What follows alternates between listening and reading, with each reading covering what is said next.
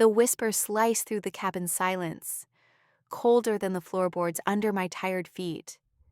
"It's working perfectly," my sister Laura murmured to her husband. "I haven't had to lift a finger." My hands, still sore from scrubbing their dishes, clenched into fists. They weren't just enjoying a vacation I had paid for and was single-handedly running, they were celebrating my servitude. In that moment, their vacation ended, and my own was about to begin. Before we dive into today's story, take a moment to let us know where you're watching from. We love seeing how our stories bring people together from all over the world. Your comments create a community where storytelling thrives, and we're so grateful to have you here. If you haven't already, be sure to hit that subscribe button and turn on notifications so you never miss a moment. Now, settle in, get comfortable, and prepare for a journey that will keep you hooked from start to finish. Let's get started. My name is Jenna, and the moment I truly understood my place in my family wasn't during a screaming match or a dramatic confrontation. It arrived in a whisper, slicing through the thin walls of a lakeside cabin I had paid for.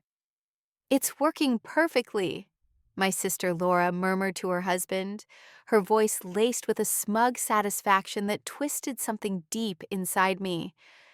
"I haven't had to lift a finger."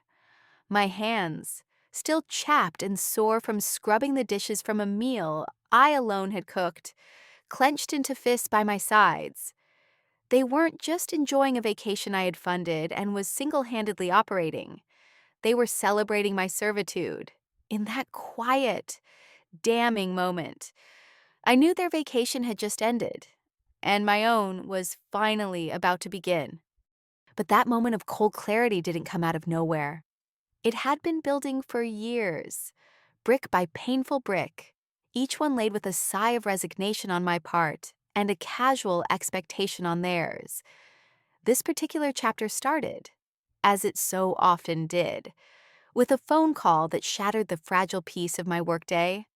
I was a freelance graphic designer, and the hum of my apartment was usually a comfortable mix of my computer fan and the quiet scratch of my stylus on a tablet.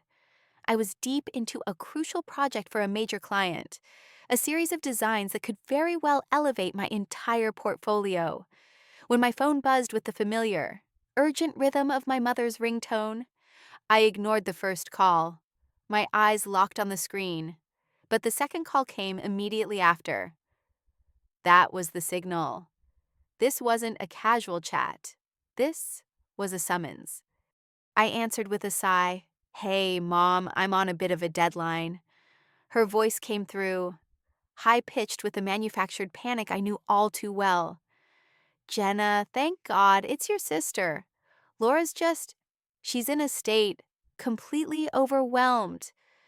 I pictured my older sister, Laura, in her perfectly tidy suburban home, a fortress of calm I was constantly being dispatched to defend. My mother continued, her words tumbling over each other. "She's so stressed. Honey, she desperately needs a break, a real getaway. But the thought of planning it all is just too much for her right now. You know how she gets." I did.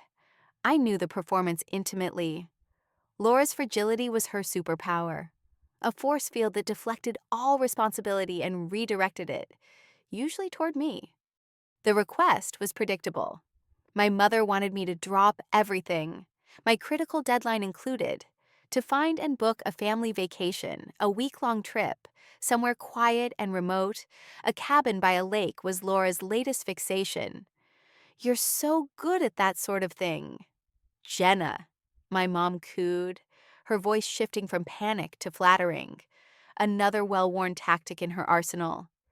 "Just find a nice place for all of us. It will be so good for her to get away." The us was a casual, thoughtless inclusion. The trip was never for us. It was for Laura. I was just the staff. The resentment felt like a familiar, bitter taste at the back of my throat.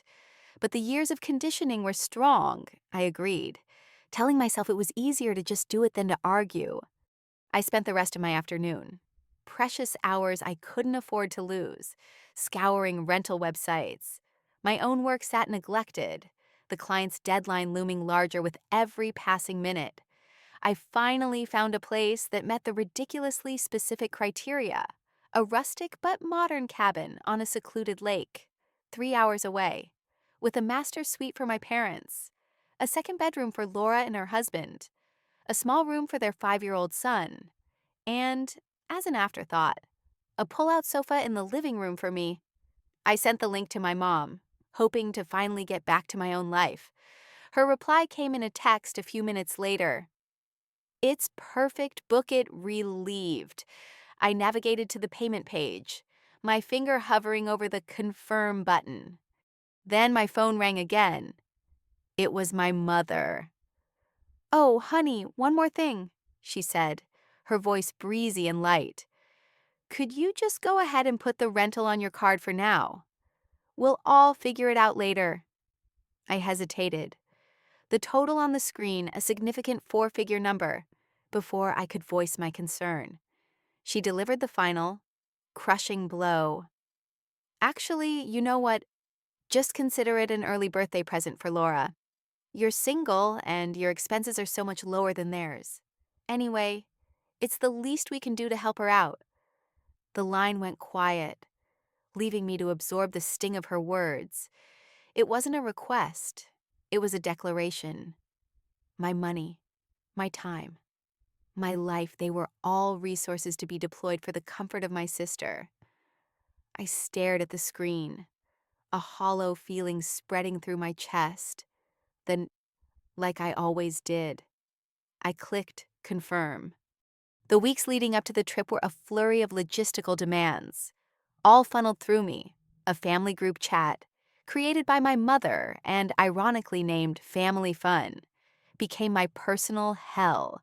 It was a constant stream of notifications, each one a new task disguised as a question.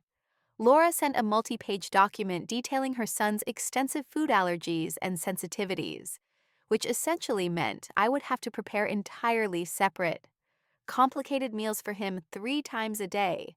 My father, Mark, chimed in asking me to research hiking trails in the area and to make a detailed itinerary, because Laura shouldn't have to think about a single thing.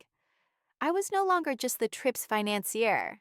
I was now the designated chef, travel agent, and camp counselor. My own work suffered.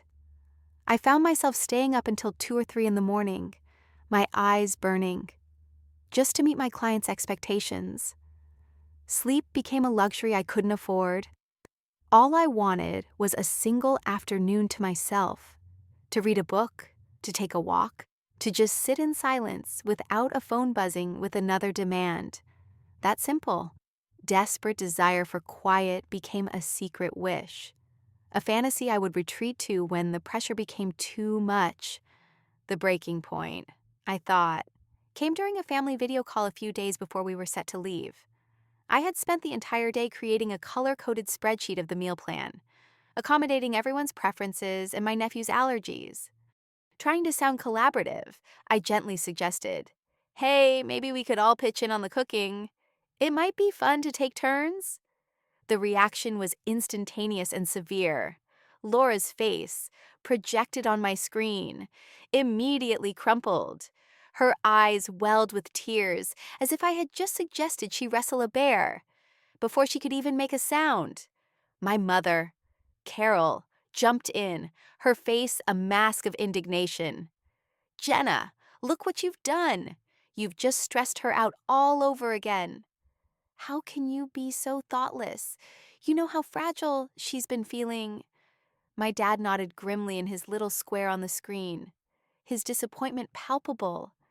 The call ended abruptly, leaving me staring at my own reflection on the dark screen, the familiar feeling of imposed guilt settling over me like a heavy shroud. The first few days at the cabin unfolded exactly as I had feared. It was a beautiful place, with pine trees surrounding a pristine lake. But I barely noticed.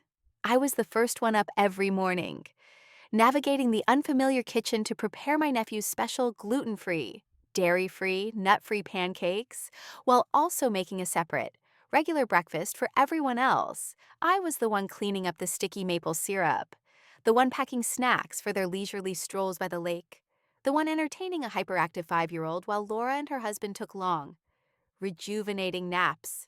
I was running on fumes, a ghost haunting the edges of their perfect family vacation. My pull-out sofa was lumpy, my nights were short, and my days were an endless cycle of service. The third night, as I was scrubbing a pot in the sink, my back aching, they all gathered in the living room, buzzing with excitement. My dad announced the plan for the next day. "We're going to do that long hike up to Eagle Point," he said, beaming. "And I've made a reservation for a late lunch at that fancy lodge on the other side of the mountain. It'll be a real treat." They all murmured in agreement, their faces glowing in the firelight. Then, my mother turned to me, her smile unwavering. "It's too strenuous for the little one, of course," she said. "So he'll just stay here at the cabin with his Aunt Jenna. You don't mind, do you? Sweetie, it will give you a nice, quiet day." It wasn't a question. It was an assignment. I was being dismissed, left behind to perform my duties while they went off to have the kind of day I desperately craved for myself. That night, sleep was impossible. I lay on the lumpy mattress, listening to the quiet sounds of the house, every creak of the floorboards amplifying the fury that was building inside me. That's when I heard it, the whisper from Laura's room, just on the other side of the wall, the words that changed everything, the casual cruelty of her satisfaction. It wasn't just that they were taking advantage of me, it was that they were enjoying it, congratulating themselves on their cleverness in exploiting my love and sense of duty.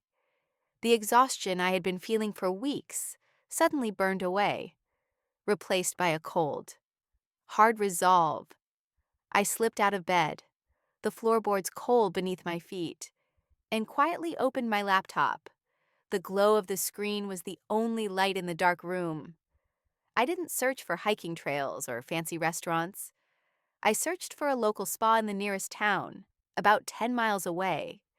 I found one that offered a full-day serenity package. Without a moment's hesitation, I booked it for the following day.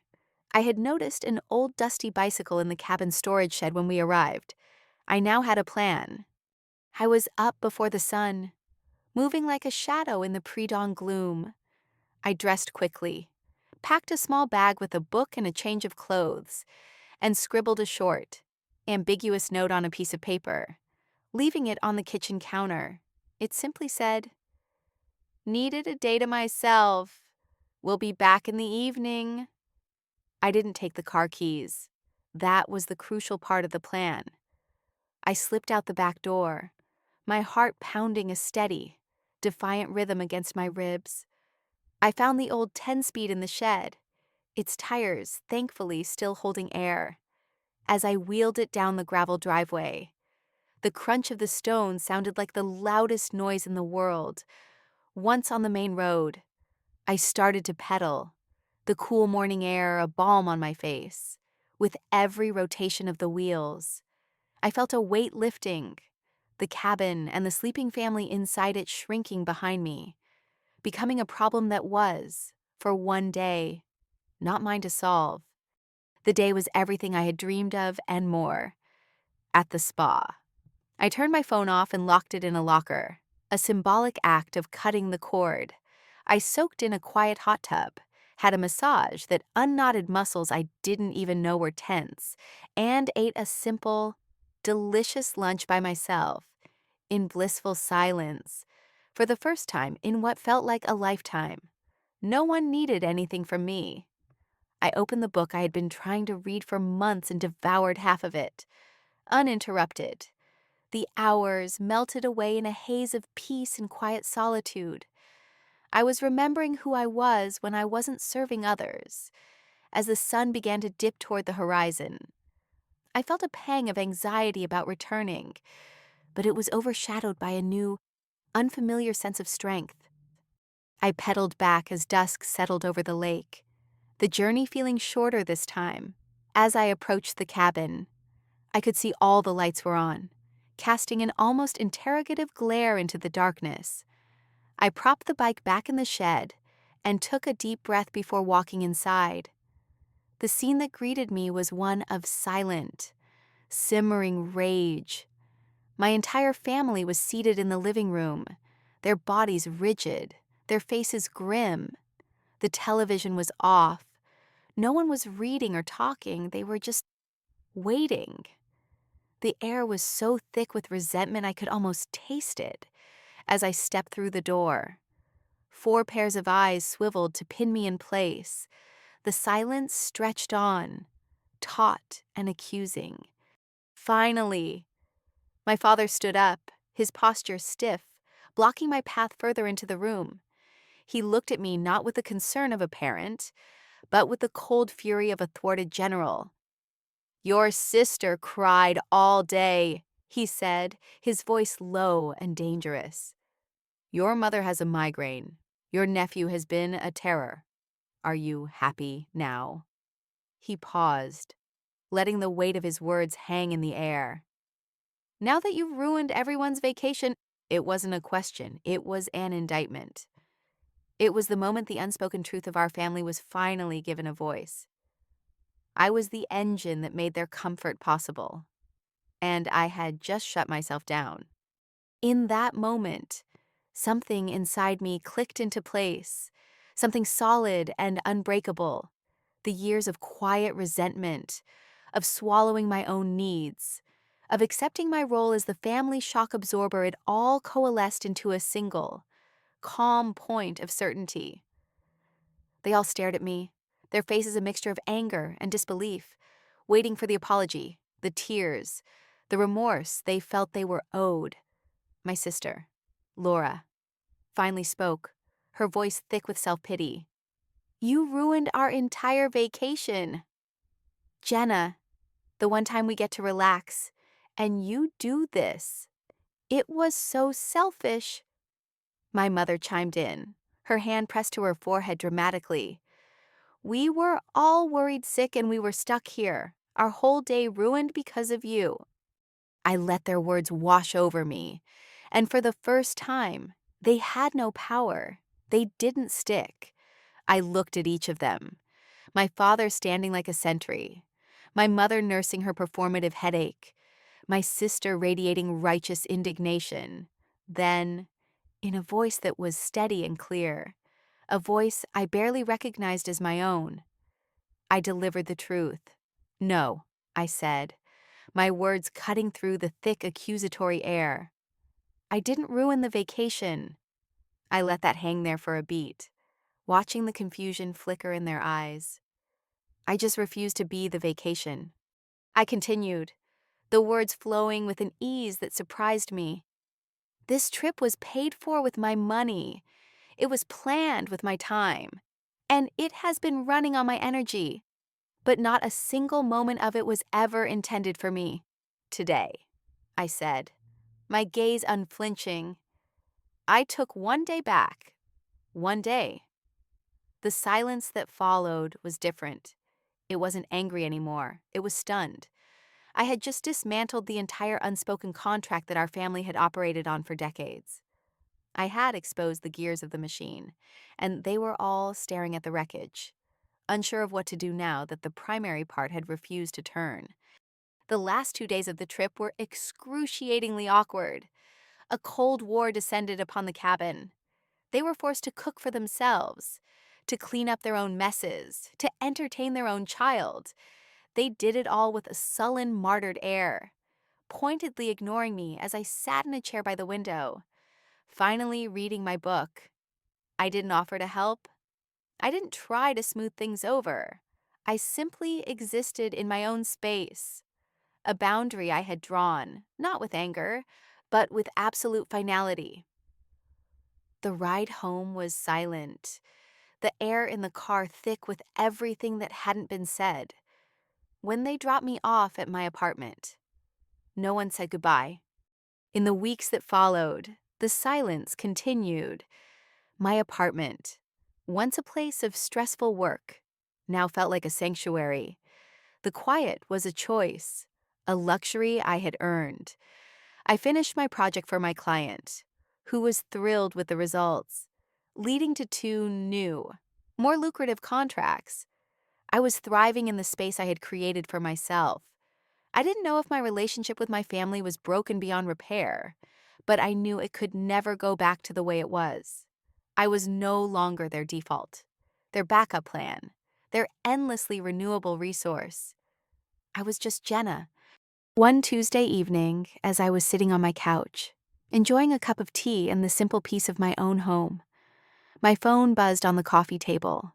It was a text message from Laura. My heart gave a little jolt, but I picked it up. The message read, "Hey, Mark's going out of town this weekend. I could really use a break. Any chance you could come over and watch the little guy for a few hours on Saturday?" I read the message once, then twice. It was a test, a probe sent out to see if the old system was still operational, if the old Jenna could be summoned back into service.